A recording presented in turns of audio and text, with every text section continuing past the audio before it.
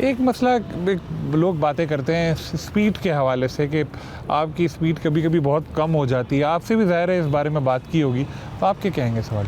सलीम भाई, मैं अगर सच बताऊं तो एक तो मैंने ये रियलाइज़ कर लिया कि अगर मेरी जो स्किल है वो सीम स्विंग है तो मैं उसी पे ही रिलाई करूँगा।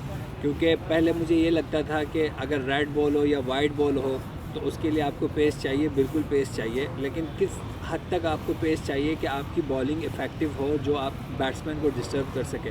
मैं ये टेस्ट मैचेस से पहले इवन PSL भी खेला हूँ, फ्लैट पिचेस में भी खेला हूँ, लेकिन जब वहाँ पे मेरी बॉल स्विंग हो रही थी तो मुझे ये रियलाइज़ हुआ कि मेन जो चीज़ है वो बैट्समैन को अगर मैं अपने स्किल से डिस्टर्ब कर सकता हूँ, वो गुड लेंथ पे स्विंग करूँ, तो मेरे ख्याल से बैट्समैन उस पर ज़्यादा डिस्टर्ब होता है। क्योंकि अगर मैं बहुत ज़्यादा पेस पे जाऊंगा तो उससे मेरी लेंथ भी डिस्टर्ब हो सकती है, मेरी स्विंग भी डिस्टर्ब हो सकती है, जो मेरी स्किल नहीं है।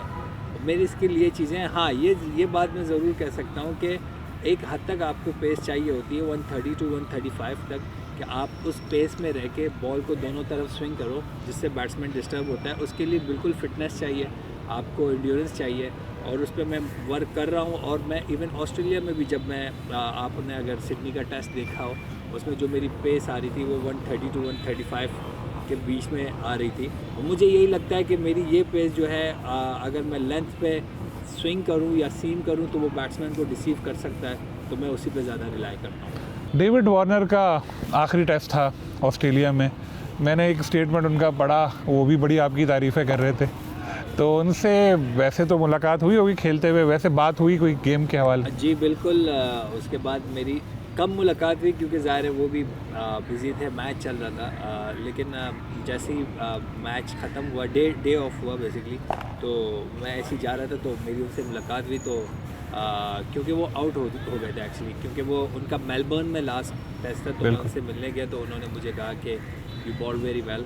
और मैं एक्सपेक्ट नहीं कर रहा था कि वो उसके बाद इंटरव्यू में भी ये बात बोलेंगे। तो फिर जब मैं शाम को वापस होटल आया हूँ तो मुझे दोस्तों ने उनका इंटरव्यू सेंड किया जिसमें उन्होंने ये बात कही थी कि मीर हमज़ा जब बॉल कर रहे थे तो हमें ऐसा लग रहा था कि जैसे वो ड्यूक की बॉल से बॉल कर रहे हैं। तो एक तरह से ये मेरे लिए एक कॉन्फिडेंस बूस्टर भी था कि अगर आपके लिए एक इतना बड़ा प्लेयर ये बात करे तो उससे मुझे थोड़ा कॉन्फिडेंस भी मिला है। तो अगली इनिंग में मैंने और अच्छी बॉलिंग की है।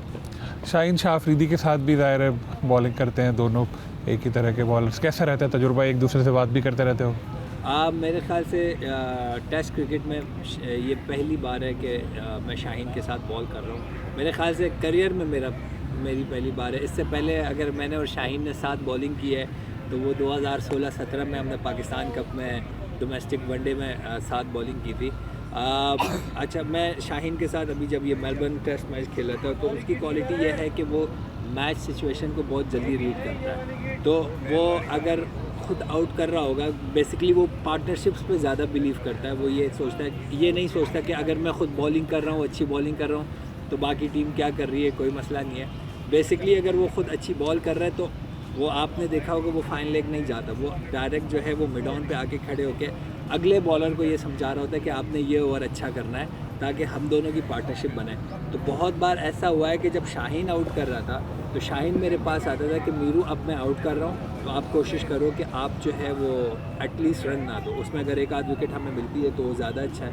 और जब मैंने वार्नर और ट्रेविस हेड को आउट किया, हालांकि उससे पहले वो 2 आउट कर चुका था, तो उसके बाद वो मिड ऑन पे मेरे पास आया और उसने मुझे कहा कि मीरू अब आपकी लेंथ बन गई है, आपकी हर बॉल जो है ना एक तरह से विकेट टेकिंग डिलीवरीज हो रही है, तो अब जो है मैं अपने एंड से रन नहीं दूंगा, मैं थोड़ी सी जो है वो लेंथ को ऐसी रखूँगा कि जिसमें एटलीस्ट रन नहीं बने, ताकि प्रेशर बैट्समैन आप जब बॉलिंग करने आओ तो उस पर ज़्यादा प्रेशर हो, जो कि मेरे लिए एक तरह से मेरे ख्याल से बहुत बड़ी बात है कि शाहीन अपने से ज़्यादा दूसरे बॉलर्स का या टीम का ज़्यादा सोचता है कि इस वक्त मेरी क्या रिस्पॉन्सिबिलिटी बन रही है।